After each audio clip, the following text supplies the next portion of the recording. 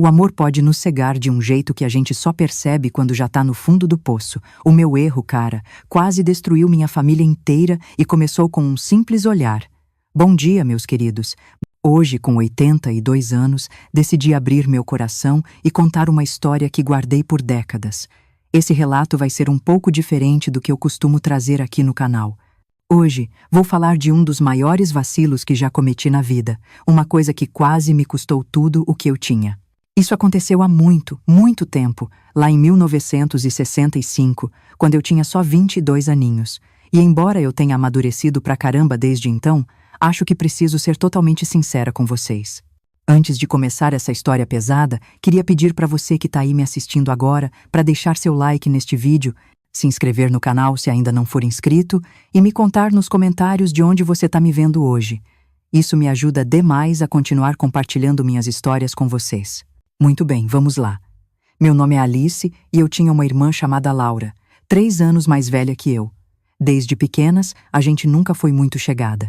A Laura sempre foi a filha perfeita da família, sabe? Bonita, estudiosa, educada e querida por todo mundo na nossa cidadezinha no interior de Minas. Eu, por outro lado, sempre vivi na sombra dela.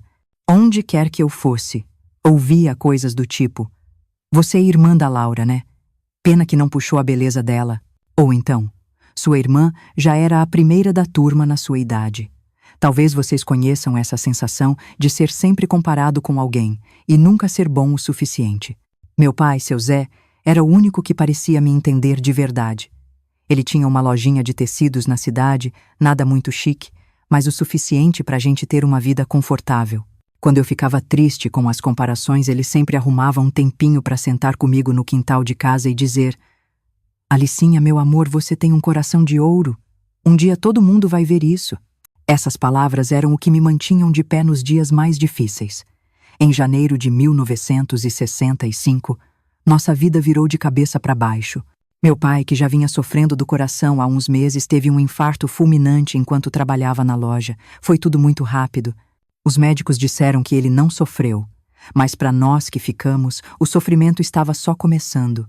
Eu tinha acabado de fazer 22 anos e senti como se o chão tivesse sumido debaixo dos meus pés. A doença do meu pai já tinha comido boa parte das economias da família com tratamentos e remédios caros. Quando ele se foi, a gente descobriu que a situação financeira estava pior do que a gente imaginava. A loja já não vendia como antes. Tinha umas dívidas que ele escondia para não preocupar a gente. E a conta no banco estava quase zerada. Foi nesse momento que eu vi um lado da minha irmã que eu nunca tinha percebido antes. A Laura estava noiva do Antônio, um médico jovem, recém-formado, que tinha chegado na cidade há menos de um ano. O casamento estava marcado para dali a 3 meses, e meu pai, antes de adoecer, tinha prometido uma grana para ajudar nos preparativos. A Laura já tinha recebido esse dinheiro e feito vários pagamentos adiantados. Quando a gente se reuniu para resolver as coisas do enterro, a conversa, claro, chegou na parte do dinheiro. Minha mãe, com os olhos ainda vermelhos de tanto chorar, falou que a gente ia precisar de grana para dar um enterro digno para o meu pai. Olhou para Laura e perguntou se ela podia devolver uma parte do que tinha recebido para o casamento, já que a gente estava numa emergência. O que aconteceu em seguida, nossa, nunca mais saiu da minha cabeça.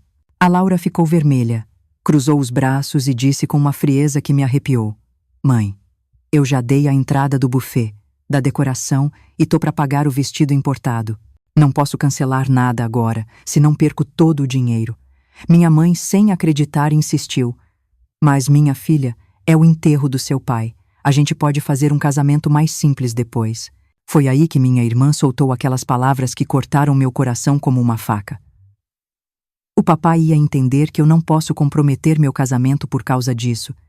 Ele sempre quis que eu tivesse o casamento dos sonhos. Se eu abrir mão de alguma coisa agora, nunca mais vou conseguir ter a festa que eu sonhei. Olhei para minha mãe naquele momento e vi uma mistura de dor e decepção que eu jamais vou esquecer. Sem ter o que fazer, a gente decidiu vender o broche de ouro que era da minha avó, uma joia de família que minha mãe guardava com tanto carinho. "É só um objeto", ela disse, tentando se convencer. "O Zé merece um funeral à altura do homem que ele foi." Nos dias seguintes, enquanto a gente preparava o velório do meu pai, a Laura continuava mergulhada nos preparativos do casamento. Na própria manhã do enterro, ela saiu mais cedo porque tinha uma prova do vestido marcada. Não posso desmarcar, justificou. A costureira tem uma agenda superlotada. Voltou só uns minutinhos antes da cerimônia começar. Aqueles dias foram os mais sombrios da minha vida. Eu me sentia completamente perdida, como se estivesse me afogando num mar escuro, sem conseguir respirar. Comecei a emagrecer, não dormia direito, e muitas vezes me pegava chorando sem nem perceber que tinha começado. Hoje eu sei que eu estava numa baita depressão, mas naquela época, em 1965, quase não se falava de saúde mental, ainda mais em cidade pequena como a nossa. O pior de tudo era que ninguém parecia notar meu sofrimento. Minha mãe estava perdida na própria dor e a Laura. Bem, a Laura estava ocupada demais com o casamento dela para prestar atenção em qualquer outra coisa. A casa vivia cheia de amostras de convites, catálogos de flores, revistas com modelos de penteados. Parecia que a morte do meu pai tinha sido só um inconveniente no grande plano do casamento perfeito. A atitude da Laura só piorou com o passar das semanas.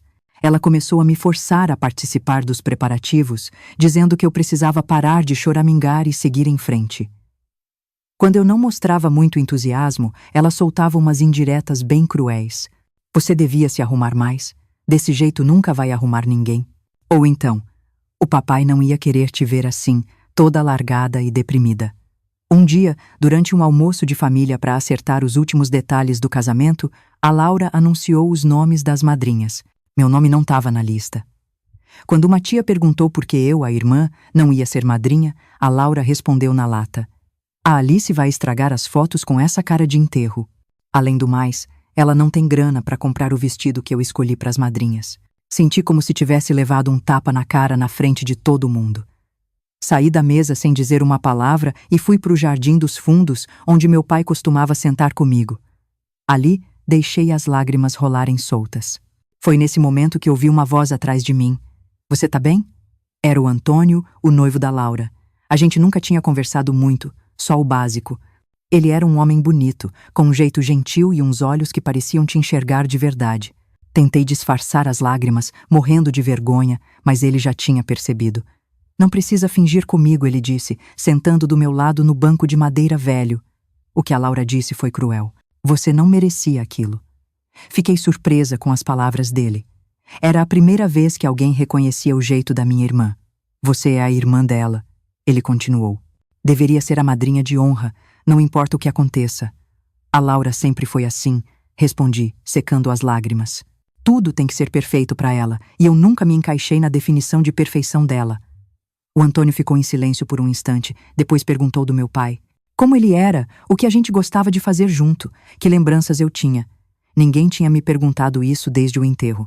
Todo mundo evitava o assunto, como se falar dele pudesse quebrar a gente ainda mais. Mas eu precisava falar, precisava manter a memória dele viva. Contei pro Antônio sobre as tardes que a gente passava junto na loja, como meu pai me ensinava a reconhecer os diferentes tipos de tecido, as histórias que ele contava da infância dele, o sorriso gentil dele. E contei também como a Laura tinha se recusado a ajudar com as despesas do funeral. "Ela nunca me falou isso", disse o Antônio, visivelmente chateado. "Pelo contrário, ela disse para todo mundo que tinha organizado o funeral com muito amor e carinho." Aquela primeira conversa durou quase 1 hora. Quando a gente voltou para dentro de casa, alguma coisa tinha mudado. Tinha uma conexão entre a gente, um entendimento silencioso. Nos dias seguintes, o Antônio passou a visitar nossa casa com mais frequência, sempre arrumando um jeito de conversar comigo quando a Laura estava ocupada com os preparativos dela. Ele me trazia livros que achava que eu ia gostar. Eu sempre fui apaixonada por literatura, outro ponto em que a gente era diferente. A Laura nunca teve paciência para ler. A gente conversava sobre sonhos, medos, esperanças. Ele me contava dos planos dele de abrir uma clínica na cidade, dos pacientes que atendia, de como queria fazer a diferença na vida das pessoas. Pela primeira vez em meses, eu me senti vista, ouvida, valorizada. A dor da perda do meu pai ainda estava lá, claro, mas agora tinha uns momentinhos de luz entrando na escuridão. Um dia, o Antônio me confessou que estava com dúvidas sobre o casamento. Disse que se sentia pressionado pela família da Laura e pelo status que o casamento ia trazer, mas que não tinha certeza se era o que ele realmente queria. "Quanto mais eu conheço a Laura, mais eu vejo um lado dela que me assusta", ele admitiu. Essa obsessão pelo casamento perfeito, como se fosse mais importante que qualquer outra coisa, até mais importante que o luto pela morte do próprio pai. Eu devia ter recuado naquele momento. Devia ter percebido o terreno perigoso em que a gente estava pisando. Mas a verdade é que, na minha vulnerabilidade, aquelas palavras foram como um bálsamo. Alguém finalmente enxergava o que eu via há tanto tempo. As semanas passaram e nossa aproximação continuou. A Laura estava tão focada nos preparativos dela que mal notava o quanto o Antônio e eu conversávamos. Ou talvez tenha notado e preferido ignorar, confiante de que a irmã sem graça dela jamais poderia ameaçar seu relacionamento. 2 semanas antes do casamento, a Laura e eu tivemos uma briga horrível. Ela me acusou de tentar sabotar o grande dia dela, dizendo que minha cara de enterro estava deixando todo mundo desconfortável. "É por inveja, não é?" Ela gritou. "Você não suporta que eu vou ter tudo o que você nunca terá." Corri para a varanda, arrasada com as palavras dela. Foi lá que o Antônio me encontrou mais tarde naquela noite. Ele tinha vindo trazer umas amostras de convite para Laura aprovar, mas ela tinha saído com as amigas para finalizar uns detalhes da despedida de solteira. "Ouvi sobre a briga", disse ele, sentando do meu lado. "A Laura não tinha o direito de falar com você daquele jeito." Contei para ele, entre lágrimas, as coisas que ela tinha dito. Ele me ouviu em silêncio e então, sem avisar, segurou minha mão. Nossos olhares se encontraram e, naquele momento, algo mudou entre nós. Ele se inclinou devagar e me beijou. Foi um beijo suave, meio hesitante no começo, como se ele também estivesse assustado com o que a gente estava fazendo. Mas logo se transformou em algo mais intenso, urgente, como se nós dois estivéssemos liberando toda a tensão e emoção que a gente tinha guardado por semanas. Quando nos separamos, assustados com o que tinha acabado de acontecer, ele sussurrou: "Isso não devia ter acontecido, mas não consigo me arrepender." Naquela noite, a gente cruzou uma linha que mudaria nossas vidas para sempre. Foi o começo de um relacionamento secreto que durou quase 2 meses, cheio de encontros escondidos, cartas secretas, olhares que carregavam promessas que não deveriam existir. Eu sabia que o que a gente estava fazendo era errado. Sabia que por mais que a Laura tivesse me magoado, nada justificava trair minha própria irmã daquele jeito. Mas naquele momento de fragilidade, com a dor da perda do meu pai ainda tão fresca, a atenção e o carinho do Antônio pareciam a única coisa que me mantinha com a cabeça fora d'água. O Antônio me dizia que ia terminar com a Laura, que nunca a tinha amado de verdade, que tinha sido pressionado a pedir a mão dela em casamento pela posição social que isso ia trazer. Prometia que a gente ia ficar junto depois que tudo acabasse. E eu, na minha ingenuidade e desespero por conexão, acreditava em cada palavra. O que eu não sabia era que nosso tempo estava se esgotando rapidamente e que o preço a pagar seria muito mais alto do que eu jamais poderia imaginar. 2 semanas antes do casamento, comecei a notar umas mudanças na Laura. Ela me observava com mais atenção, perguntava dos meus passeios, queria saber onde eu estava indo com tanta frequência. Naquela tarde de sábado, eu tinha me encontrado com o Antônio na pracinha da cidade. Ficamos só meia horinha juntos, trocando umas palavras. Um beijo rápido atrás da árvore grande no centro, longe dos olhares curiosos.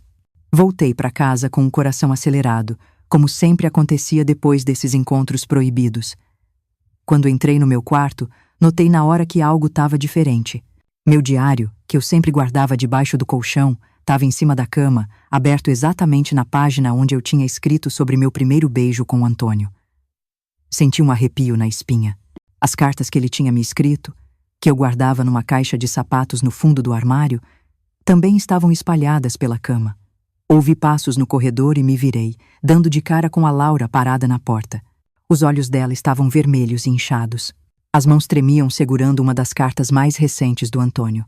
"Como você pôde?" Ela sussurrou, a voz embargada pela dor e pela raiva. "Minha própria irmã."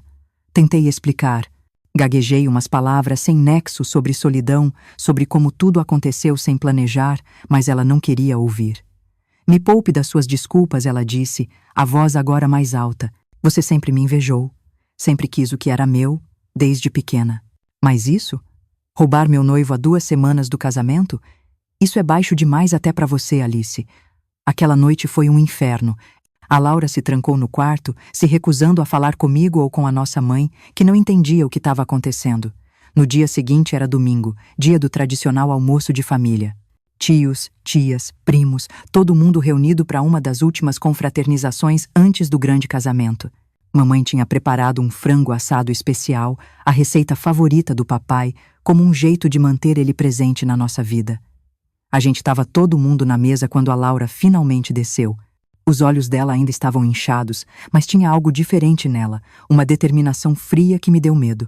Ela esperou todo mundo se servir, as conversas começarem, e então bateu o garfo no copo de cristal, pedindo atenção.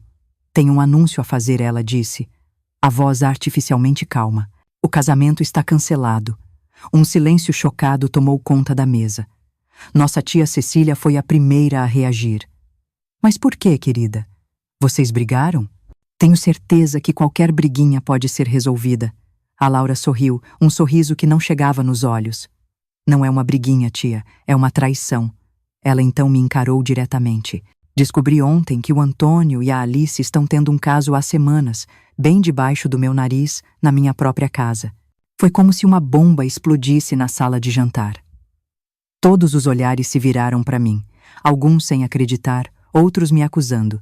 Minha mãe deixou o garfo cair, o barulho de metal ecoando no silêncio chocado que se seguiu.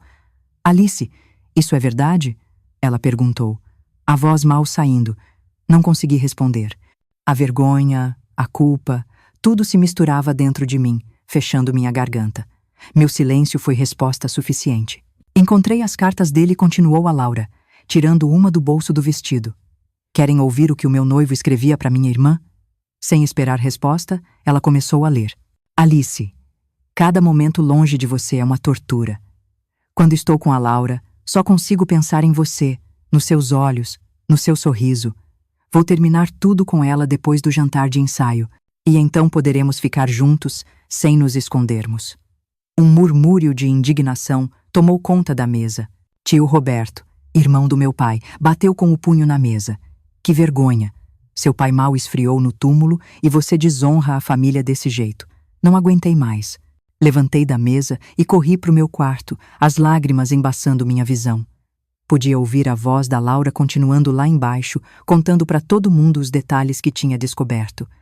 Me pintando como a vilã da história, o que em muitos aspectos eu realmente era. Algumas horas depois ouvi um grito vindo da sala. Desci correndo e encontrei minha mãe caída no chão, o rosto contorcido de dor. Ela não consegue mexer o lado esquerdo, gritou a tia Cecília em pânico. Alguém chama uma ambulância. Minha mãe tinha sofrido um pequeno derrame, consequência do choque e do estresse. Quando a ambulância chegou, os paramédicos me olharam com desprezo. A notícia já tinha se espalhado pela cidade. Uma das enfermeiras que estudou comigo no colégio sussurrou enquanto ajudava a colocar minha mãe na maca. Como você pôde fazer isso com sua própria irmã, Alice? Todo mundo está comentando. Foi naquele momento que eu entendi o tamanho da besteira que eu tinha feito. Não era só um romance proibido, uma aventura secreta. Era uma traição que tinha dividido minha família, acabado com a reputação da minha irmã e agora colocado a saúde da minha mãe em risco. No hospital, fiquei no corredor enquanto a Laura acompanhava nossa mãe. Ninguém falava comigo. Ninguém queria me ver por perto. Tentei ligar para o Antônio várias vezes daquele orelhão no corredor do hospital, mas ele não atendia. Precisava saber o que a gente ia fazer agora, se ele realmente ia cumprir a promessa de ficarmos juntos.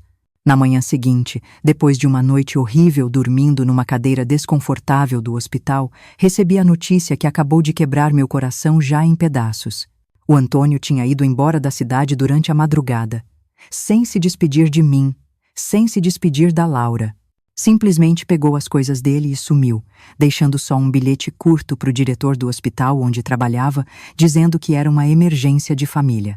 Ele é um covarde, disse a tia Cecília quando me viu chorando no corredor depois de receber a notícia. E você, Alice, é uma boba. Achou mesmo que um homem que trai com você não ia te trair também? Minha mãe ficou internada por 2 semanas. Quando finalmente teve alta, ela já conseguia falar, embora com uma certa dificuldade, e andar com a ajuda de uma bengala. A Laura cuidou dela com uma dedicação enorme durante todo esse tempo, enquanto eu ficava afastada, dormindo na casa de uma prima distante que teve pena de mim. No dia em que minha mãe voltou para casa, encontrei minhas coisas empacotadas em 2 malas velhas, deixadas na varanda. Tio Roberto estava lá, de braços cruzados, como um guarda impedindo minha entrada. A Laura e sua mãe concordaram que é melhor você não morar mais aqui, ele disse, evitando olhar na minha cara. Arranjei uma passagem de ônibus para a capital. Lá você pode começar de novo, longe dos comentários e do mal que você causou. Tentei protestar, dizer que queria falar com a minha mãe, me desculpar, mas ele foi firme. Você já causou sofrimento suficiente, Alice. Vá embora antes que sua presença piore a recuperação dela. Assim, aos 22 anos, me vi sozinha na rodoviária, com 2 malas contendo tudo o que restava da minha vida e uma passagem só de ida para Belo Horizonte. Não tinha dinheiro além do suficiente para os primeiros dias. Não tinha amigos ou conhecidos na cidade grande. Não tinha planos ou esperanças. Nas primeiras semanas na capital, dormi num albergue para mulheres administrado por freiras. Era um lugar limpo, mas austero, com regras rígidas de horários e comportamento. As outras mulheres lá tinham suas próprias histórias de sofrimento e desgraça, mas eu mantinha a minha em segredo, envergonhada demais para compartilhar. Durante o dia, vagava pelas ruas procurando emprego. Era 1965 e para uma mulher jovem sem formação superior ou recomendações, as opções eram limitadas. Depois de muitas tentativas, consegui um trabalho como balconista numa pequena farmácia de bairro. O salário era mínimo. Mal dava para alugar um quarto de pensão e me alimentar, mas pelo menos me permitia sobreviver. O quarto que aluguei ficava no sótão de uma pensão antiga, mal ventilado e sufocante no verão. Dividi o banheiro com outras 5 mulheres, todas trabalhadoras como eu, empregadas domésticas, atendentes de loja, secretárias de escritórios pequenos. À noite, deitada naquela cama estreita, olhando para o teto descascado, eu revivia os acontecimentos que me levaram até ali, torturando-me com pensamentos sobre o que poderia ter feito diferente. Nos primeiros meses, escrevi várias cartas para minha mãe. Cartas longas, implorando perdão, explicando como me sentia na época, como a dor da perda do meu pai e a frieza de Lina haviam me deixado vulnerável. Contava sobre minha vida difícil na capital, sobre a solidão, sobre como me arrependia amargamente do que havia feito. Nunca obtive resposta. Descobri, através de um jornal da minha cidade que ocasionalmente chegava à farmácia, que Lina havia se mudado para outra cidade também. Aparentemente, os comentários maldosos e a humilhação do casamento cancelado tornaram impossível sua permanência lá. Senti uma pontada de culpa ainda mais aguda. Não apenas havia traído minha irmã, como também a forçara a abandonar seu lar, seus amigos, sua vida. O tempo passou, lento e doloroso. Os dias se transformaram em semanas, as semanas em meses, os meses em anos. Continuei trabalhando na farmácia, eventualmente sendo promovida a gerente quando o proprietário, Sr. Mendes, percebeu que eu tinha jeito para os números e boa memória para os medicamentos. Mudei-me para um apartamento pequeno, mas decente, num bairro operário. Não tinha luxos, mas também não passava necessidades. Fiz alguns amigos, conheci alguns homens, tive alguns breves romances. Mas sempre que a relação começava a ficar séria, eu me afastava. Carregava comigo um medo profundo de me envolver, de confiar, de amar novamente. No fundo, acreditava que não merecia ser feliz depois do que havia feito. Minha rotina era simples e previsível. Acordava cedo, tomava café num pequeno bar perto do apartamento, trabalhava o dia todo na farmácia, voltava para casa, jantava sozinha, lia um livro ou ouvia rádio até adormecer. Aos domingos, ia à missa na igreja do bairro, mais por hábito e para quebrar a solidão do que por devoção. Era uma existência pequena, sem grandes alegrias ou tristezas. Apenas um dia após o outro, em uma cidade que nunca chegou a se sentir como lar. Em 1967, consegui juntar dinheiro suficiente para comprar um rádio melhor. Era meu único luxo, minha conexão com o mundo, além das paredes do meu apartamento e da farmácia. Ouvia música, notícias, radionovelas. Às vezes, quando tocava alguma canção que meu pai gostava, fechava os olhos e podia quase sentir sua presença, como se ele estivesse ali comigo, naquele pequeno espaço que eu chamava de lar.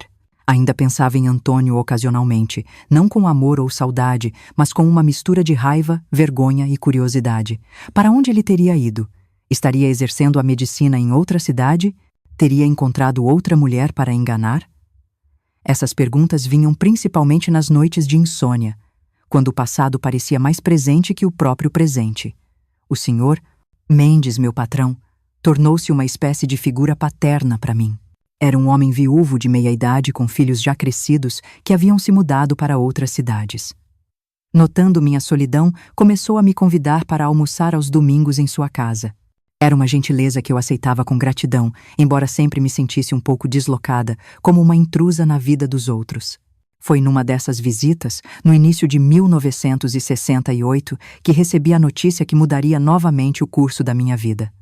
O telefone tocou durante o almoço. Era para mim. Algo extremamente incomum, já que quase ninguém sabia que eu estaria ali. O Sr. Mendes me entregou o aparelho com uma expressão preocupada. Alice? A voz do outro lado da linha era familiar, mas diferente, mais velha, mais cansada. Levei alguns segundos para reconhecer. Tia Cecília? Perguntei, hesitante.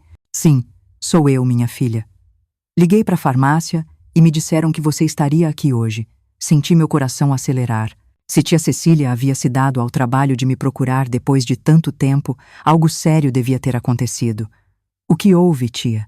Está tudo bem? Um silêncio pesado do outro lado da linha. Depois, um suspiro profundo. É sua mãe, Alice. Ela está muito doente. Os médicos não dão muito tempo. Ela pediu para vê-la. Aquelas palavras caíram sobre mim como um balde de água fria. Minha mãe pedindo para me ver depois de quase 3 anos sem nenhum contato. Devia estar realmente mal. Como? Como ela está? Consegui perguntar. A voz embargada. É o coração. Está muito fraco. Ela teve outro derrame na semana passada, menor que o primeiro, mas em seu estado debilitado. Bem, os médicos dizem que é questão de dias, talvez semanas. Estou indo, disse sem hesitar. Pego o primeiro ônibus amanhã de manhã. Alice. Tia Cecília hesitou, como se escolhesse cuidadosamente as palavras. Lina também está aqui. Voltou assim que soube.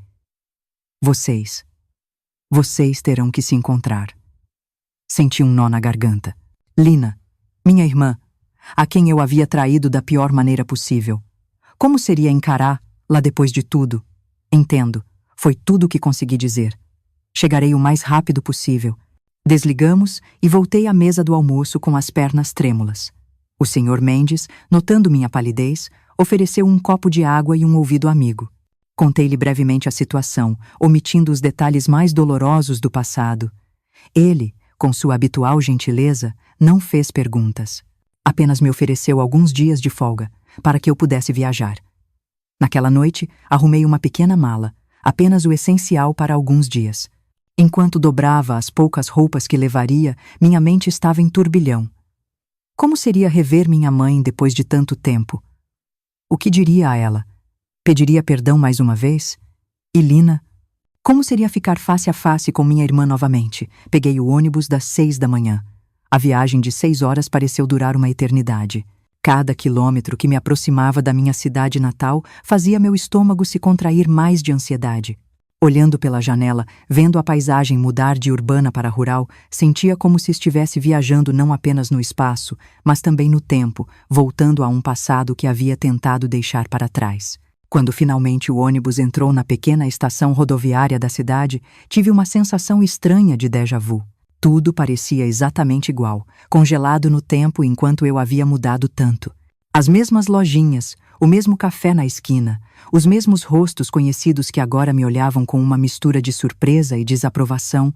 Tia Cecília me esperava na plataforma, mais envelhecida do que eu me lembrava. Seu cabelo, antes castanho com alguns fios grisalhos, estava agora completamente branco. As rugas em seu rosto haviam se aprofundado, marcando os anos de preocupação e trabalho duro. Ela me abraçou brevemente, um gesto mais formal do que afetuoso, e me conduziu ao carro. Sua mãe piorou nas últimas horas, disse enquanto dirigia pelas ruas familiares. Os médicos estão lá agora, e Lina está com ela o tempo todo, quase não sai do quarto. Assenti em silêncio, incapaz de formular uma resposta adequada. A menção do nome da minha irmã fazia meu coração disparar de ansiedade. O que diria ela? Como pediria perdão por algo tão grave? O carro parou em frente à casa onde cresci, a mesma casa onde havia vivido momentos de alegria e de profunda tristeza. Era estranho estar ali novamente, como uma visitante, uma estranha. Tia Cecília pegou minha mala do banco traseiro e me guiou até a porta. Prepare-se, disse baixinho. Ela está muito diferente do que você lembra. Entramos, e o cheiro familiar da casa, uma mistura de sabão em pó, madeira antiga e o leve aroma de lavanda que minha mãe sempre usava, me atingiu como uma onda, trazendo com ele uma avalanche de memórias. Tia Cecília me conduziu pelo corredor até o quarto de minha mãe, o mesmo quarto que ela havia compartilhado com meu pai por tantos anos. No corredor, parada diante da porta, estava Lina. 3 anos haviam se passado desde nosso último encontro, aquele domingo fatídico em que tudo desmoronou. Lina estava diferente, mais magra, o rosto mais angular, os olhos com pequenas rugas nos cantos.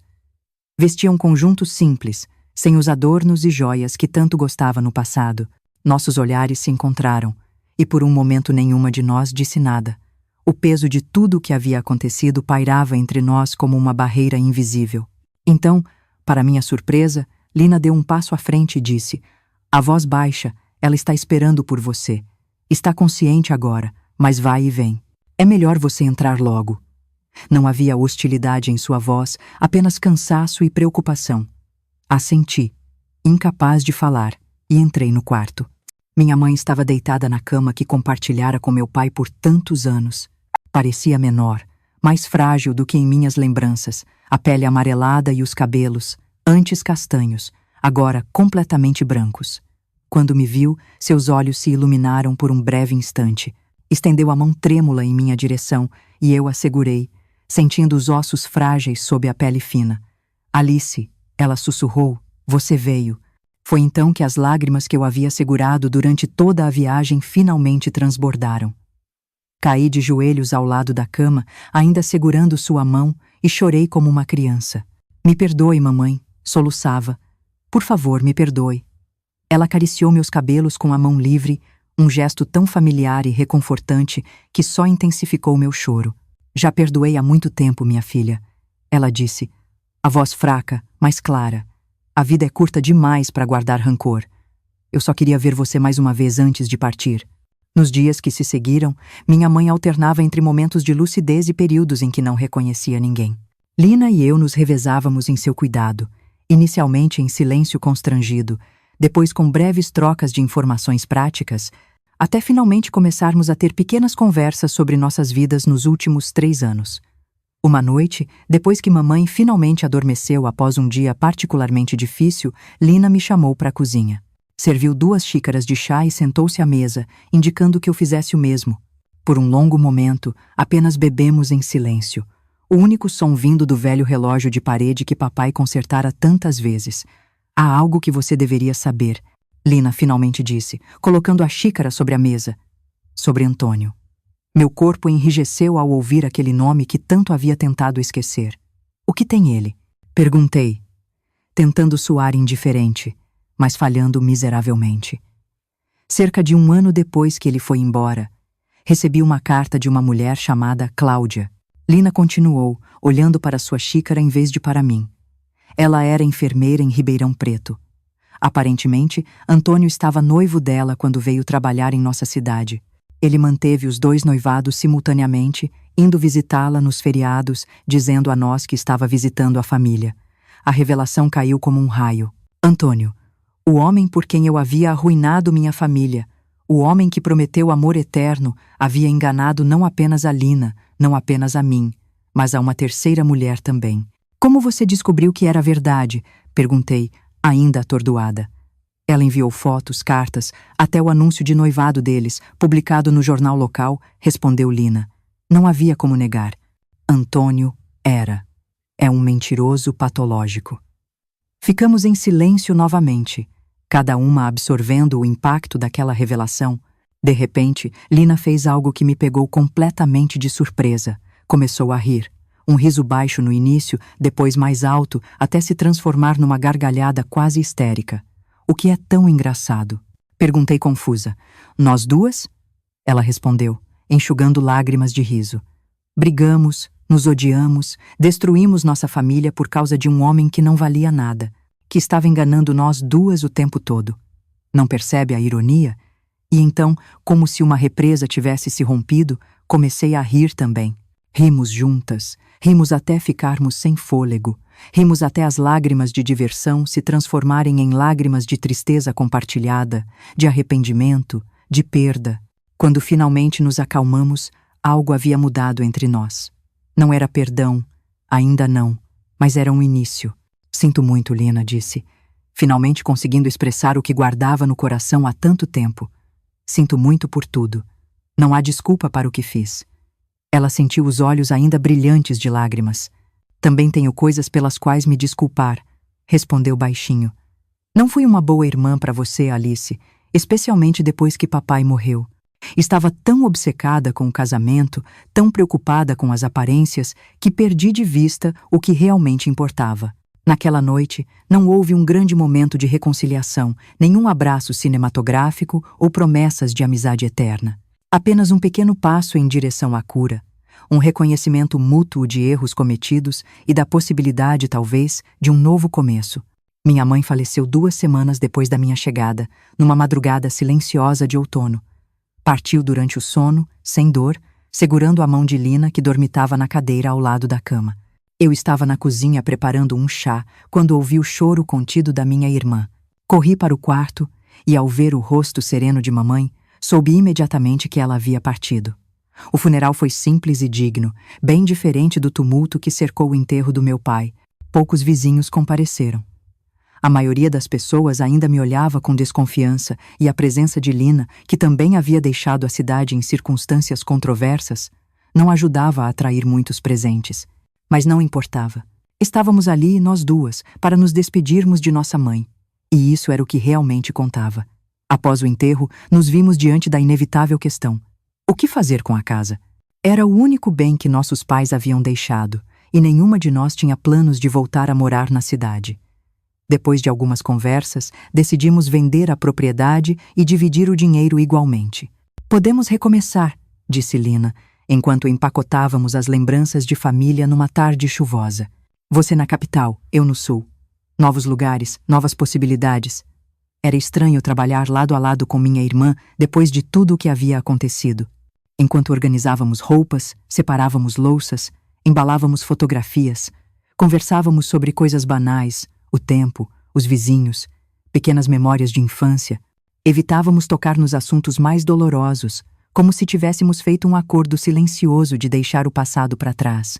Na noite antes de partirmos, sentadas na varanda com 2 xícaras de café, Lina finalmente quebrou esse acordo. Acho que nunca te contei por que fiquei tão obcecada com aquele casamento, ela disse, olhando para o céu estrelado. Fiquei em silêncio, esperando que continuasse. Estava grávida, Alice. De 2 meses, a revelação me atingiu como um golpe. Você perdeu o bebê? Perguntei, hesitante. Lina assentiu, os olhos fixos em algum ponto distante. Quando descobri sobre você e Antônio, fiquei tão transtornada que passei mal. Comecei a sangrar naquela mesma noite, depois do almoço de domingo. Não contei para ninguém, nem mesmo para a mamãe.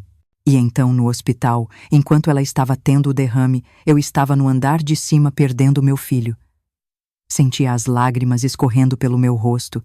O peso do que havia feito, da dor que havia causado, parecia ainda mais insuportável agora. Lina, eu. Não sei nem o que dizer.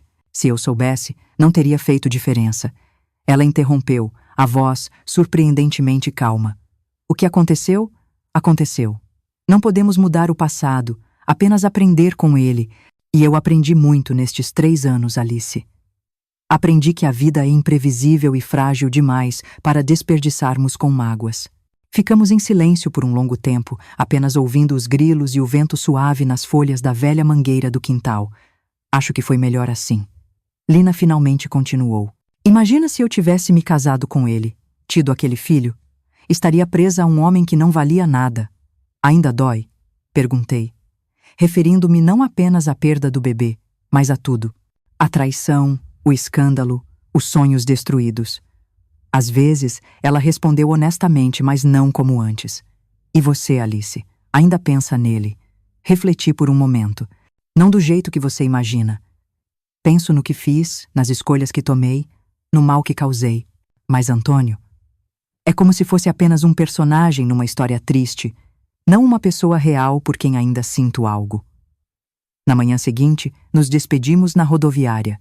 Lina embarcaria primeiro, rumo ao sul do país, onde tinha conseguido um emprego como secretária numa empresa de exportação. Escreva, ela disse, me abraçando brevemente. Não era um abraço caloroso como os que trocávamos na infância, antes da competição e do ressentimento se instalarem entre nós. Mas era um começo. Vou escrever, prometi. E você também. Voltei para a capital com a sensação estranha de estar começando uma terceira vida. A primeira havia terminado com a morte do meu pai e minha traição. A segunda havia sido aqueles 3 anos solitários, trabalhando na farmácia, vivendo à sombra da culpa. Agora, com o dinheiro da venda da casa, eu tinha a chance de recomeçar mais uma vez. A primeira coisa que fiz foi procurar um lugar melhor para morar. O asilo passou a ser um espaço onde, entre risos e lágrimas, eu redescobri o valor de cada momento e a importância de ser fiel a quem eu sou. Com o tempo, fui percebendo que a minha atitude de não ceder à pressão do passado me deu uma liberdade que eu nunca imaginei sentir de novo. Eu me transformei. A partir de uma experiência de abandono e traição, eu virei uma mulher que sabe o próprio valor. Na escola, sempre havia sido uma boa aluna, especialmente em ciências e matemática. Inscrevi-me no curso normal para me tornar professora primária, um dos poucos caminhos profissionais respeitáveis para uma mulher naquela época. Os primeiros meses foram difíceis. Aos 25 anos, eu era bem mais velha que a maioria das alunas. Quase todas meninas de 17, 18 anos, cheias de sonhos e inocência. Sentia-me deslocada, como se carregasse um peso invisível que me separava delas. Mas aos poucos fui me adaptando, fazendo algumas amigas, encontrando meu lugar. Os estudos me deram um propósito, uma direção. Pela primeira vez desde a tragédia, eu pensava no futuro com esperança, em vez de apreensão. Quando não estava em aula ou estudando, continuava trabalhando na farmácia, agora em horário reduzido. Mendes, compreensivo como sempre, ajustou minha escala para que eu pudesse conciliar trabalho e estudos. Mantinha a correspondência regular com Lina. Suas cartas, no início formais e curtas, foram se tornando mais calorosas e detalhadas com o tempo. Ela me contava sobre sua nova vida no Sul, sobre como o clima era diferente, sobre seu trabalho na empresa de exportação, onde rapidamente estava sendo promovida devido à sua eficiência. Em troca, eu escrevia sobre meus estudos, sobre a farmácia, sobre pequenos acontecimentos do meu dia a dia. Em uma dessas cartas, Lina mencionou que havia conhecido alguém. Ele se chama Geraldo, escreveu. É viúvo, tem uma pequena fazenda nos arredores da cidade. É um homem simples, mas honesto e gentil. Começamos a nos ver com frequência, e ele me faz sentir em paz. Aquelas palavras me encheram de alegria. Minha irmã merecia essa paz, esse novo começo, essa chance de ser feliz. O tempo passou, e nossa correspondência, embora menos frequente à medida que nossas vidas se tornavam mais ocupadas, nunca cessou completamente. Era como se estivéssemos, palavra por palavra, carta por carta, reconstruindo uma ponte sobre o abismo que havíamos criado entre nós. Em 1969, 4 anos após a tragédia que havia separado nossa família, recebi uma carta de Lina com uma notícia que me deixou surpresa e emocionada. Ela e Geraldo estavam noivos. Será uma cerimônia simples, escreveu. Apenas família e amigos próximos. Sei que é pedir muito, depois de tudo, mas gostaria que você viesse, Alice. Nesse espaço de renovação, aprendi que mesmo diante das maiores pancadas da vida, a força que a gente tem por dentro pode transformar o que parecia ser o fim em um recomeço maravilhoso. E é com esse sentimento de gratidão e de superação que eu convido todos vocês a pensarem na importância de serem fiéis a si mesmos. Mesmo quando o mundo tenta nos desviar do caminho do amor e da dignidade. Afinal, cada desafio é uma chance de crescer. E por mais forte que seja a dor do passado, ela nunca pode apagar a luz que brilha dentro de cada um de nós. Um abraço verdadeiro desta vez, cheio de calor e significado. Estou tão feliz que você veio, disse, segurando minhas mãos. Não seria o mesmo sem você. Durante a cerimônia, sentada entre os poucos convidados, observei minha irmã pronunciar seus votos com voz firme e clara. Ao olhar para Geraldo, pude ver o amor genuíno em seus olhos, a promessa de um futuro construído sobre confiança e respeito mútuos. Era tão diferente da relação tumultuada e baseada em aparências que ela tivera com Antônio. Na pequena recepção que se seguiu, Lina me apresentou a Geraldo oficialmente. Era um homem alto, de aparência bondosa, com mãos calejadas pelo trabalho no campo e olhos que sorriam junto com os lábios. Sua irmã me falou muito sobre você, disse ele, apertando minha mão com firmeza. É um prazer finalmente conhecê-la. Espero que tenha falado bem, respondi, meio em brincadeira, meio séria. Falou a verdade.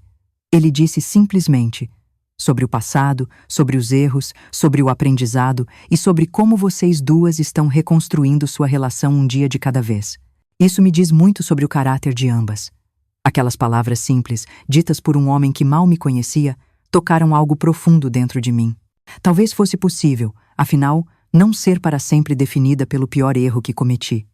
Talvez houvesse espaço para crescimento, para mudança, para redenção. Voltei para a capital no dia seguinte, carregando comigo memórias preciosas e um sentimento renovado de esperança. Pela primeira vez em muito tempo, sentia que o futuro poderia guardar coisas boas para mim também. E foi assim que, nas semanas seguintes, quando o Sr. Mendes me apresentou a um amigo, um professor de química chamado Otávio, que frequentemente vinha à farmácia comprar materiais para seus experimentos com os alunos, permiti-me notar seu sorriso gentil, seus olhos atentos, que pareciam realmente ver as pessoas. Permiti-me responder ao seu interesse, conversar sobre assuntos triviais que gradualmente se aprofundaram. Permiti-me, pela primeira vez em anos, a possibilidade de abrir meu coração novamente. Otávio era viúvo, alguns anos mais velho que eu.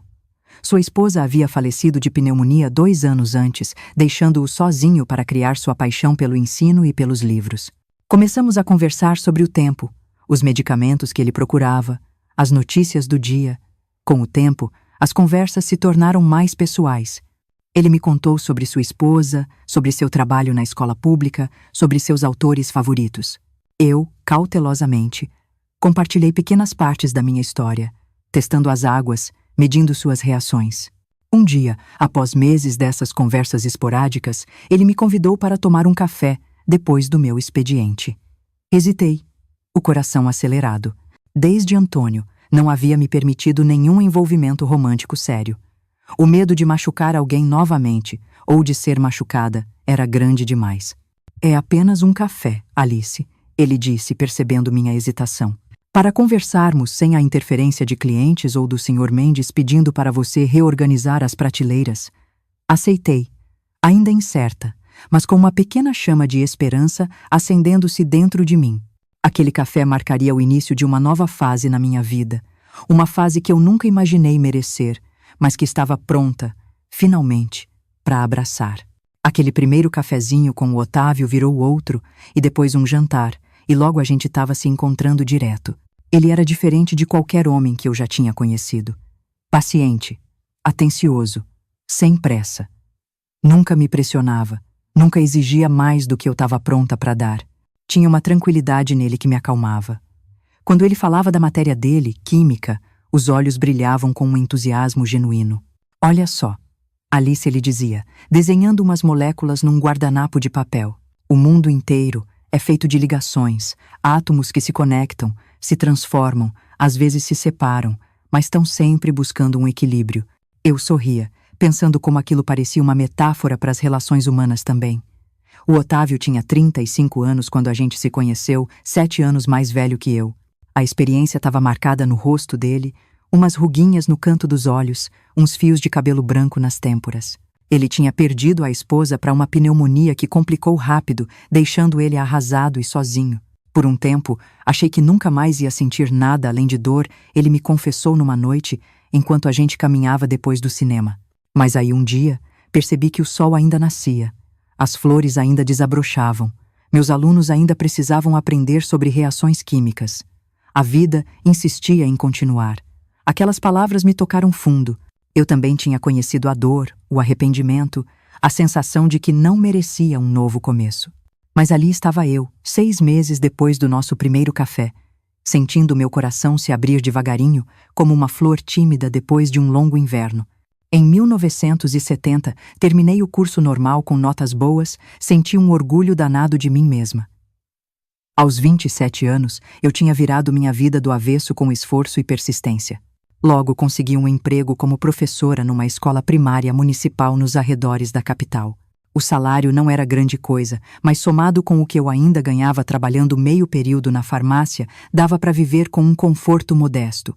Foi nessa época que tomei uma das decisões mais difíceis da minha vida: contar pro Otávio toda a verdade sobre meu passado.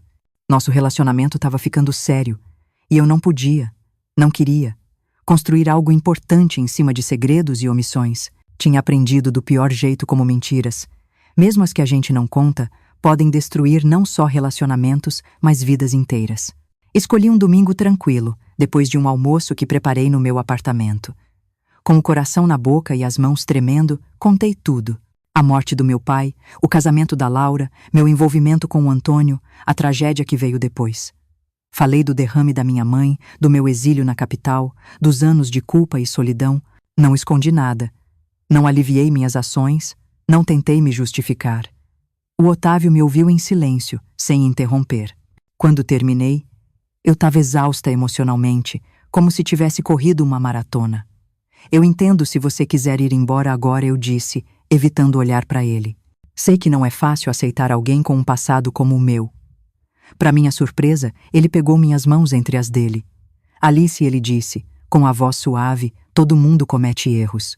Uns maiores, outros menores, mas todos nós carregamos cicatrizes do passado. O que importa é o que a gente aprende com eles. Como a gente cresce, como a gente se torna pessoas melhores. Eu não tenho medo do seu passado, ele continuou. Tenho mais medo de um futuro sem você. As palavras dele abriram uma comporta dentro de mim. Chorei como não chorava há anos, não de tristeza, mas de alívio, de gratidão, de uma emoção que eu nem sabia nomear. O Otávio me abraçou, me deixou chorar até não ter mais lágrimas, e então me deu um beijo suave. Naquele momento, algo se curou dentro de mim, não completamente. Algumas feridas nunca cicatrizam de verdade, mas o suficiente para eu poder finalmente seguir em frente, para eu poder acreditar que merecia uma segunda chance, que merecia ser feliz. Em julho daquele mesmo ano, o Otávio me pediu em casamento. Foi um pedido simples, sem grandes gestos românticos, só nós dois sentados no banquinho do parque onde a gente costumava passear aos domingos. Quero construir uma vida com você, Alice, ele disse, segurando minhas mãos. Uma vida baseada em honestidade, respeito e amor. Você quer casar comigo? Eu disse sim, sem nem pensar duas vezes. Aos 27 anos, depois de tanto sofrimento e aprendizado, eu finalmente estava pronta para um novo começo. Nosso casamento foi pequeno. Só alguns amigos próximos, colegas de trabalho e, claro, a Laura e o Geraldo, que fizeram a longa viagem do Sul especialmente para a ocasião. Quando a Laura me abraçou depois da cerimônia, ela sussurrou no meu ouvido. O papai estaria orgulhoso de você, Alice, de quem você se tornou. As palavras dela foram o melhor presente que eu poderia receber. Os primeiros anos de casamento foram de adaptação e descoberta. A gente se mudou para uma casinha pequena, mais confortável, com um jardim nos fundos onde eu plantei flores e ervas aromáticas, me lembrando do jardim da casa dos meus pais. O Otávio continuou dando aula de química e eu me dedicava às minhas turminhas na escola municipal, encontrando uma satisfação profunda em ajudar as crianças a descobrirem o mundo das letras e dos números. Em 1972, descobri que estava grávida. A notícia trouxe uma mistura de alegria e apreensão. Alegria pela vida que crescia dentro de mim, pelo futuro que se abria. Apreensão por lembrar da gravidez perdida da Laura, pelo medo do que poderia dar errado. O Otávio foi uma rocha durante aqueles meses, sempre presente, sempre paciente com minhas ansiedades, sempre pronto para me apoiar. O Paulo nasceu numa manhã chuvosa de inverno. Um bebê saudável, de bochechas rosadas e pulmões fortes, como o choro vigoroso dele mostrava. Quando eu o coloquei no peito pela primeira vez, senti um amor tão imenso que mal cabia em mim. Era como se todas as peças da minha vida finalmente se encaixassem. Como se todo o sofrimento pelo qual eu passei tivesse um propósito, me levar até aquele momento, até aquele filho. Escrevi para Laura, contando do nascimento. E a resposta dela veio cheia de alegria e planos para visitar o sobrinho em breve. Ela também tinha novidades. Estava grávida do primeiro filho dela. A vida é curiosa, né? Ela escreveu. Depois de tudo que a gente passou, aqui estamos nós, construindo nossas famílias, encontrando nosso caminho para a felicidade. Os anos seguintes foram preenchidos com as alegrias e os desafios da maternidade. Em 1975, tivemos nossa segunda filha, a Cecília, batizada em homenagem à minha tia, que apesar de tudo, tinha me estendido a mão quando eu mais precisei. Criar duas crianças pequenas enquanto trabalhava como professora não era fácil, mas o Otávio sempre dividia as responsabilidades comigo, quebrando os padrões da época em que cuidar dos filhos era considerado trabalho de mulher. A Laura e o Geraldo prosperaram no Sul. A fazenda cresceu e, com o tempo, virou uma produtora de laticínios de médio porte. Eles tiveram 3 filhos, todos homens, que cresceram correndo pelos campos e ajudando o pai com o gado. A gente se via raramente, talvez uma vez a cada 2 ou 3 anos, geralmente nas festas de fim de ano, mas mantínhamos contato por cartas e telefonemas de vez em quando. Nossa relação tinha encontrado um equilíbrio confortável. Não éramos melhores amigas, como algumas irmãs são, mas tínhamos construído um respeito mútuo e um carinho genuíno, que, considerando nosso passado conturbado, parecia quase um milagre. Nas raras vezes em que a gente se encontrava, sempre tinha um momento inicial de desconforto, como se nós duas precisássemos nos lembrar de que o passado estava realmente no passado. Mas logo a gente caía numa rotina agradável de contar as novidades dos filhos, do trabalho, das pequenas alegrias do dia a dia. Em 1980, consegui realizar um sonho antigo: entrar na faculdade de pedagogia. Eu já não era mais jovem, tinha 37 anos, e estudar enquanto trabalhava e cuidava de 2 filhos não foi fácil. Muitas noites eu passei debruçada sobre os livros depois que as crianças dormiam, preparando trabalhos, estudando para provas. O Otávio sempre me incentivou, assumindo mais responsabilidades em casa para me dar o tempo necessário para os estudos. Você é um exemplo para os nossos filhos, ele dizia. Mostra para eles que nunca é tarde para aprender, para crescer, para se reinventar. A formatura, em 1984, foi um momento de orgulho imenso. Ver meus filhos, o Paulo com 12 anos e a Cecília com 9, aplaudindo quando eu recebi meu diploma, me fez pensar em como a vida tinha me dado muito mais do que eu jamais imaginei merecer. A Laura não pôde vir para a cerimônia, mas mandou um buquê de flores com um cartão que eu guardo até hoje. Da menina que vivia à sombra da irmã mais velha para a mulher que brilha com luz própria. Tenho orgulho de você, minha irmã. Com o diploma em mãos, fui promovida a coordenadora pedagógica na escola onde eu dava aula. O novo cargo trazia mais responsabilidades, mas também mais satisfação profissional e um salário melhor. O Otávio, por sua vez, tinha virado diretor de uma escola estadual de ensino médio. Éramos o que se poderia chamar de uma família de classe média típica. Não éramos ricos, mas tínhamos conforto suficiente, estabilidade e, principalmente, éramos felizes. Os anos 80 trouxeram mudanças significativas para o Brasil. A ditadura militar chegava ao fim. A democracia renascia. Havia um sentimento de esperança no ar. Como educadores, Otávio e eu vivíamos intensamente essas transformações, discutindo política à mesa de jantar, participando de reuniões de professores, sonhando com um país melhor para nossos filhos. Paulo, nosso primogênito, mostrava desde cedo uma inclinação para as ciências exatas, como o pai. Inteligente e metódico, passava horas desmontando aparelhos eletrônicos para entender como funcionavam. Cecília, por outro lado, herdara meu amor pela literatura. Aos 10 anos, já havia devorado boa parte dos clássicos infantis e começava a explorar obras mais complexas. Tentei ser o tipo de mãe que sempre desejei ter. Presente, compreensiva, capaz de enxergar cada filho como um indivíduo único, sem comparações injustas. As lições dolorosas do meu passado moldaram a maneira como os criei. Nunca quis que sentissem o que eu havia sentido crescendo, a sensação de ser sempre medida e encontrada em falta. Em 1986, 21 anos após aquela fatídica primavera de 1965, recebi um telefonema de Lina.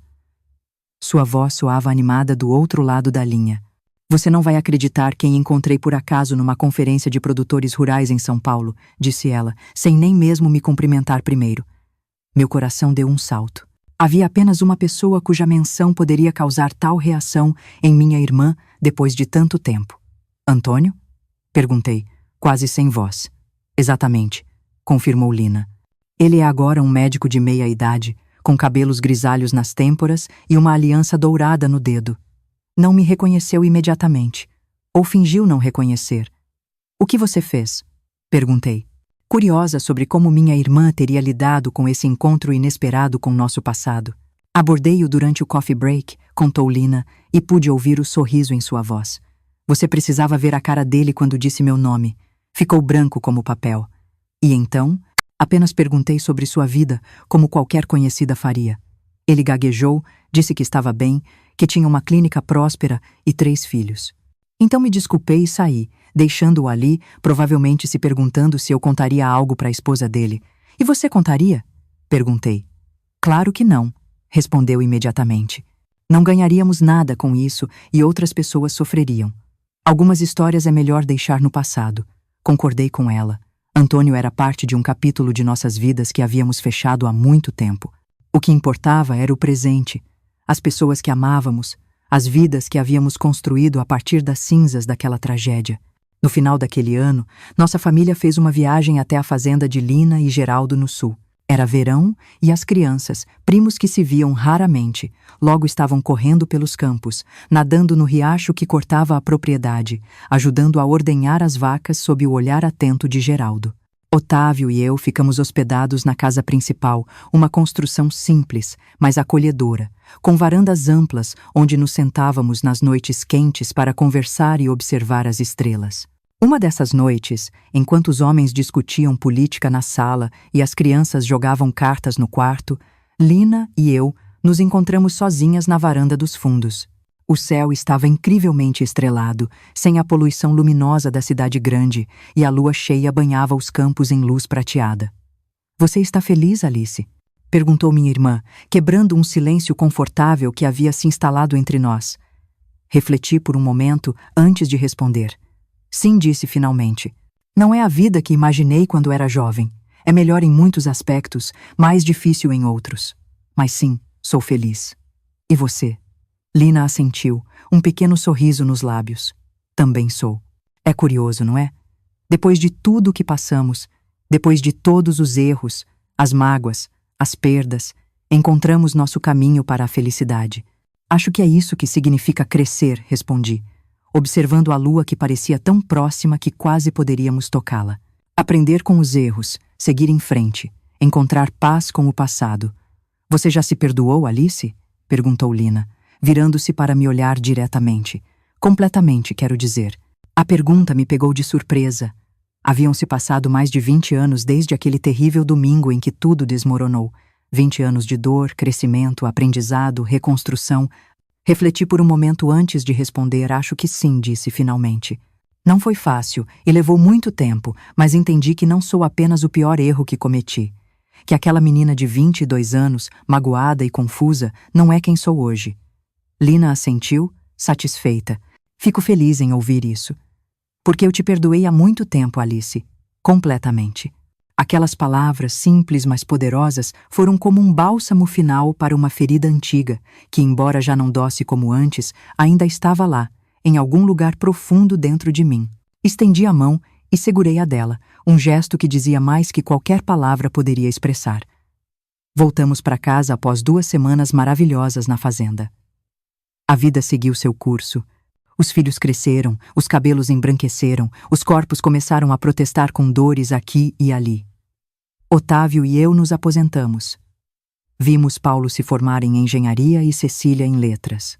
Celebramos casamentos, nascimentos de netos, pequenas e grandes conquistas. Ao longo dos anos, mantive contato com Lina. Nossa relação, embora marcada pelo passado, havia encontrado um equilíbrio saudável. Não éramos as melhores amigas que talvez pudéssemos ter sido sem a tragédia que nos separou, mas éramos irmãs que haviam aprendido a respeitar e valorizar uma a outra, que haviam encontrado o caminho do perdão e da reconciliação. Em 1995, quando eu tinha 52 anos e Lina, 55, recebi um telefonema que mudaria tudo novamente. A voz da minha irmã soava diferente ao telefone, mais baixa, quase hesitante. Alice, preciso te contar uma coisa, mas não quero que você se alarme. Meu coração acelerou imediatamente. Em todos os meus anos como educadora, aprendi que quando alguém começa uma conversa pedindo que não nos alarmemos, é exatamente o que devemos fazer. O que aconteceu, Lina? Os meninos estão bem? Geraldo? Todos estão bem. Ela me assegurou rapidamente. É sobre mim. Fiz alguns exames semana passada. Encontraram um caroço no meu seio esquerdo. Senti como se o chão tivesse sumido sob meus pés. Câncer. Naquela época, ainda era uma sentença quase fatal, especialmente numa cidade pequena do interior, longe dos grandes centros médicos. Já fiz a biópsia, continuou Lina, sua voz agora mais firme, como se estivesse fazendo um esforço consciente para soar pragmática. Estou esperando os resultados, mas o médico daqui não parece muito otimista. Vou precisar ir para Porto Alegre e fazer mais exames. E vou até aí, disse imediatamente, sem nem pensar nas aulas que teria que reorganizar, nas reuniões que teria que adiar. Posso pegar um ônibus amanhã mesmo? Não, Alice. Ela respondeu com aquela mesma determinação que sempre caracterizou sua personalidade. Não há nada que você possa fazer agora. Vamos esperar os resultados definitivos se for. Se for o que estamos temendo, então conversamos sobre os próximos passos. Respeitei sua decisão, embora tenha sido uma das coisas mais difíceis que já fiz. Nos dias que se seguiram, vivia grudada ao telefone, ansiosa por notícias. Quando finalmente souberam o resultado, era o que temíamos. Carcinoma invasivo de mama, já em estágio avançado. Lina precisaria se submeter a uma mastectomia radical, seguida de tratamento com radiação. Desta vez, não aceitei um não como resposta. Conversei com Otávio, organizei uma licença na escola, arrumei minhas malas e peguei o primeiro ônibus para o sul. 24 horas de viagem, durante as quais minha mente não parou um segundo, alternando entre memórias de infância com Lina, orações desesperadas e planejamentos práticos sobre como poderia ajudar. Quando cheguei à fazenda, fiquei chocada com a aparência da minha irmã. Sempre forte e enérgica, Lina parecia ter envelhecido 10 anos em questão de semanas. Estava mais magra, com olheiras profundas, o rosto marcado pela preocupação. Geraldo me recebeu com um abraço apertado, sussurrando um obrigado por vir, que dizia mais do que 1000 palavras. Os 3 filhos de Lina já eram adultos nessa época, mas todos voltaram para casa ao saber da doença da mãe. O mais velho, Roberto, assumira parte da administração da fazenda. O do meio, Carlos, era veterinário e cuidava do rebanho. O caçula, Felipe, estudava engenharia agrônoma em Porto Alegre, mas havia trancado o semestre para estar perto da família. A cirurgia foi marcada para a semana seguinte, em Porto Alegre. Decidimos que eu acompanharia Lina, enquanto Geraldo ficaria na fazenda com os filhos, garantindo que tudo continuasse funcionando. Na véspera da nossa viagem, encontrei minha irmã sentada na varanda da casa, olhando para o horizonte, onde o sol se punha em tons de laranja e vermelho. No que está pensando? Perguntei, sentando-me ao seu lado. Em como é estranho, ela respondeu, sem desviar o olhar do horizonte. Passei tanto tempo preocupada com aparências, com o que as pessoas pensariam de mim. Aquele casamento que nunca aconteceu. Quanta energia desperdicei com isso. E agora? Tudo o que consigo pensar é nos meus filhos, no Geraldo, em você, nas pessoas que amo, no tempo que quero ter com vocês. Ficamos em silêncio por alguns instantes, contemplando o céu que escurecia gradualmente. Tenho medo, Alice, ela confessou finalmente, a voz quase um sussurro. Não da morte em si, mas de sofrer, de perder minha dignidade, de ser um fardo. Peguei sua mão entre as minhas, sentindo a fragilidade dos ossos sob a pele que começava a mostrar os sinais da idade. Você nunca será um fardo, disse com firmeza. E não vamos deixar você sofrer. Estaremos ao seu lado em cada passo. Os dias em Porto Alegre foram um borrão de hospital, médicos, enfermeiras, formulários para preencher, decisões difíceis para tomar. A cirurgia foi longa e complexa. Fiquei na sala de espera por 8 horas, alternando entre andar de um lado para outro e rezar silenciosamente. Quando o médico finalmente apareceu, seu rosto cansado não trazia boas notícias. Haviam encontrado metástases nos gânglios linfáticos. O câncer estava se espalhando. Os meses que se seguiram foram uma batalha constante. Lina enfrentou sessões extenuantes de radioterapia. Perdeu o cabelo. Sofreu com náuseas terríveis. Viu seu corpo se transformar à sua frente. Através de tudo isso, manteve uma dignidade e uma força que me deixavam admirada. Arranjei um afastamento prolongado da escola e passei a dividir meu tempo entre a capital, onde Otávio e nossos filhos já adultos cuidavam de nossa casa, e a fazenda no sul, onde ajudava a cuidar de Lina. Foi durante esse período, sentadas à mesa da cozinha, tarde da noite, depois que Lina finalmente conseguia dormir algumas horas, que Geraldo me contou algo que nunca esqueci. Sabe qual foi a primeira coisa que Lina me disse quando soube do diagnóstico?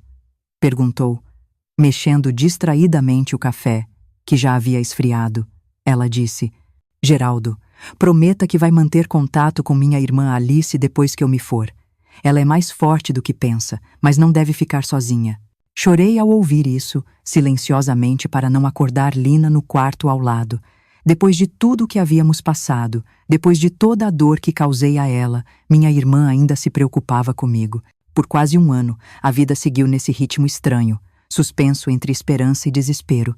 Houve momentos bons, dias em que Lina se sentia forte o suficiente para caminhar pelo jardim, para se sentar na varanda e ler para os netos que vinham visitá-la, para participar das conversas à mesa de jantar.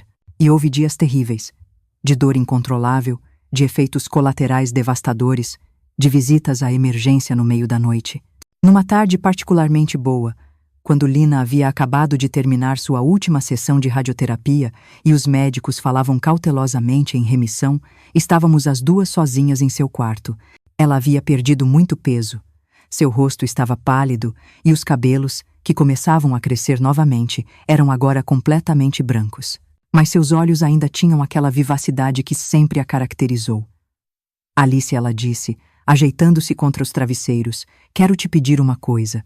Qualquer coisa, respondi prontamente, segurando sua mão frágil. Quero que você prometa que vai continuar vivendo plenamente. Não importa o que aconteça comigo, que vai aproveitar cada dia, que vai amar seus filhos e netos, que vai viajar, aprender coisas novas, rir muito.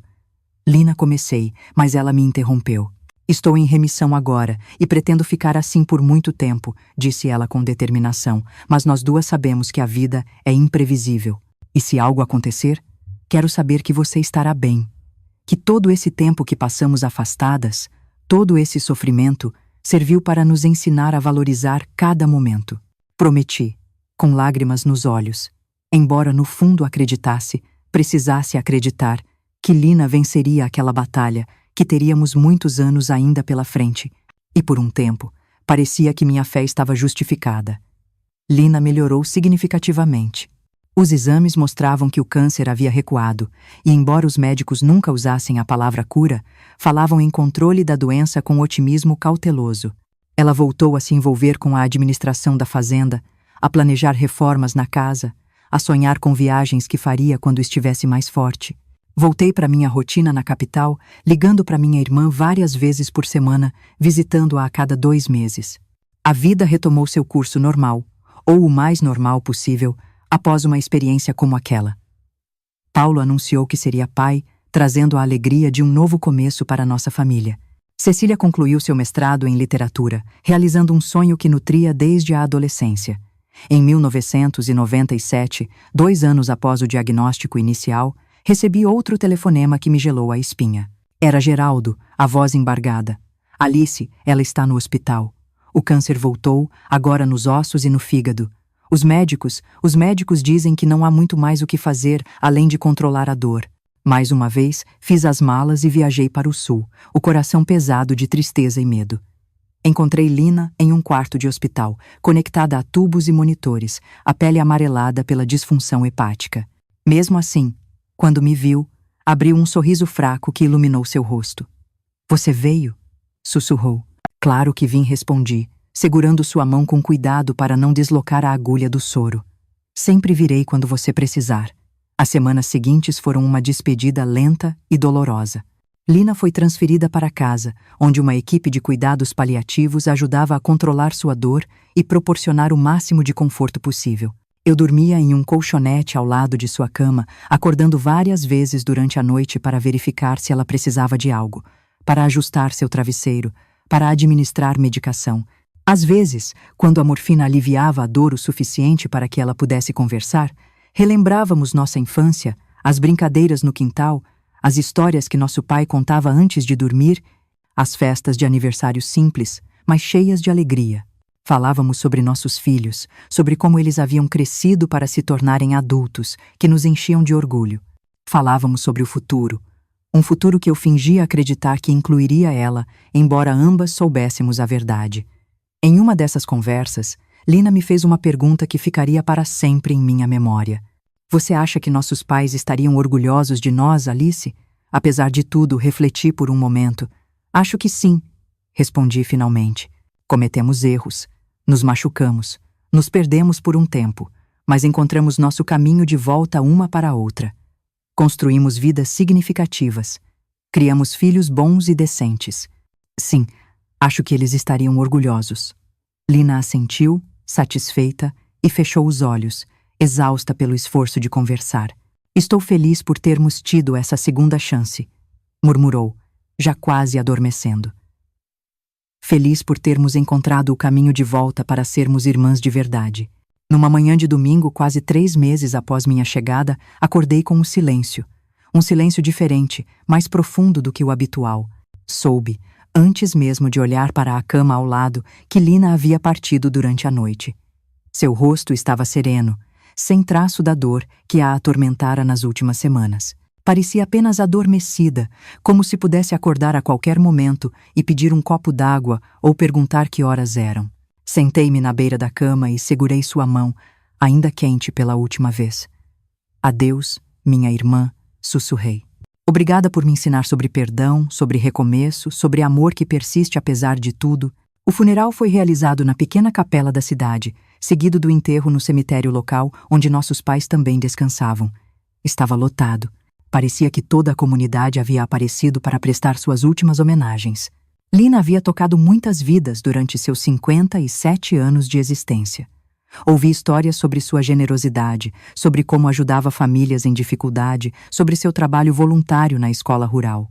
Otávio, Paulo e Cecília vieram para o funeral, trazendo apoio e conforto nos dias difíceis que se seguiram. Geraldo, destruído pela perda da esposa, encontrava forças apenas para o bem dos filhos e netos. À noite, quando todos dormiam, eu o ouvia chorar baixinho em seu quarto, o quarto que havia compartilhado com Lina por quase 3 décadas. Voltei para casa uma semana depois, carregando comigo não apenas a tristeza pela perda, mas também uma gratidão profunda pelo tempo que tivemos juntas, pelas barreiras que conseguimos derrubar, pelo amor que, apesar de todas as mágoas, conseguiu florescer novamente entre nós.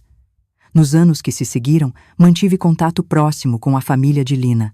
Telefonava regularmente para Geraldo, visitava a fazenda quando podia, acompanhava de perto o crescimento dos netos. Era uma forma de honrar a memória da minha irmã, de manter vivo o vínculo que havíamos reconstruído com tanto esforço. A vida continuou seu curso. Otávio e eu nos aposentamos completamente, dedicando nosso tempo a projetos pessoais e aos netos que chegavam em número crescente. Viajamos, conhecemos lugares que sempre sonhamos visitar, desfrutamos da liberdade que a aposentadoria nos proporcionava. Em 2010, Otávio foi diagnosticado com Alzheimer. Foi devastador ver aquela mente brilhante, que havia me ensinado sobre moléculas e ligações químicas, gradualmente se apagar. Assumi o papel de cuidadora, aprendendo a lidar com os desafios diários que a doença trazia. Nos momentos mais difíceis, lembrava-me de Lina e sua batalha contra o câncer, de como ela manteve a dignidade até o fim, e isso me dava forças para continuar. Otávio faleceu em 2015, depois de 5 anos de declínio gradual.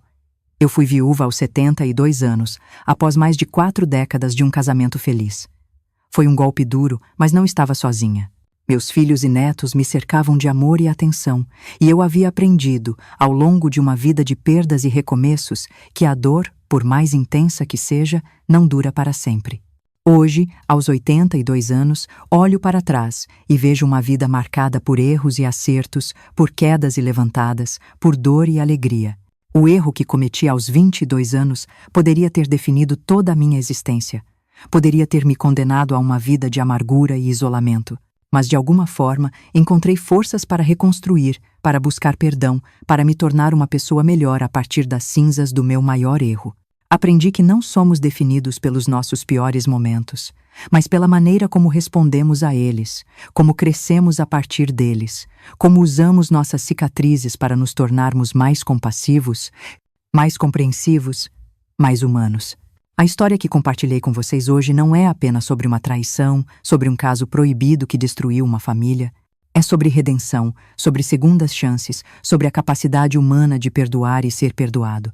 Se há algo que gostaria que vocês levassem desta história, meus queridos, é que nunca é tarde demais para recomeçar, para buscar perdão, para construir uma vida significativa a partir dos escombros dos nossos erros. Nossas escolhas do passado não precisam determinar nosso futuro. Podemos sempre escolher um caminho diferente. Podemos sempre escolher o amor, a compaixão, a verdade. A jornada não será fácil. A minha certamente não foi. Haverá dias de dúvida, de culpa, de medo. Mas se persistirmos, se enfrentarmos nossas sombras com coragem e honestidade, podemos encontrar, como eu encontrei, uma paz que parecia impossível no auge de nosso desespero. E quanto ao amor, bem, o amor verdadeiro não é aquela paixão arrebatadora que nos cega para tudo mais, que nos faz ignorar limites e trair confiança. O amor verdadeiro é paciente, é generoso, é honesto. É o que Otávio me ensinou ao longo de nossos anos juntos. É o que Lina e eu, apesar de tudo, conseguimos reconstruir como irmãs. É o que procuro passar para meus filhos e netos todos os dias. Então, se você está passando por um momento difícil, se cometeu erros que parecem irreparáveis, se sente que não há saída para a escuridão em que se encontra, lembre-se da minha história. Lembre-se que uma menina de 22 anos que traiu a própria irmã e destruiu sua família, conseguiu com tempo, esforço e muito amor reconstruir sua vida e encontrar paz. Você também pode. Não importa o quão profundo seja o abismo em que se encontra, há sempre um caminho de volta à luz. Basta dar o primeiro passo, e depois outro e mais outro. Um dia de cada vez, uma escolha de cada vez, até que perceba que não é mais a mesma pessoa que cometeu aqueles erros, que cresceu, que aprendeu, que se transformou. Esta é a mensagem que deixo para vocês hoje, a lição mais valiosa que aprendi em meus 82 anos de vida. Somos mais do que nossos erros. Somos nossa capacidade de aprender com eles, de repará-los, de usar nossa experiência para ajudar outros que possam estar trilhando caminhos semelhantes. E agora, se me permitem, gostaria de pedir novamente, se esta história tocou seu coração, deixe seu like, inscreva-se no canal para mais relatos como este, e me conte nos comentários se você já viveu uma situação onde o perdão, seja dar ou receber, transformou sua vida. Suas histórias me inspiram a continuar compartilhando as minhas, mesmo as mais difíceis e dolorosas. Obrigada por me ouvirem hoje. Até o próximo vídeo.